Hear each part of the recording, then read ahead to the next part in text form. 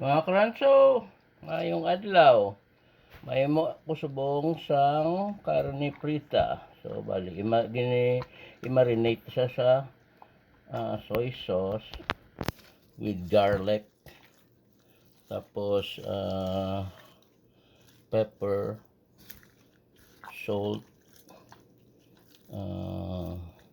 MSG nga gamay, a little bit of sugar.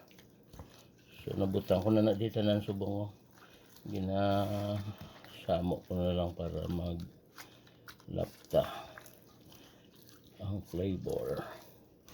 Tapos, kung sinihimuon, i-rest ko siya mga 30 minutes to 1 hour para magpanalupsok din ang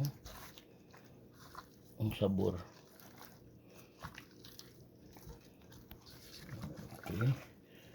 So, after 1 hour karon, prituon ko na siya.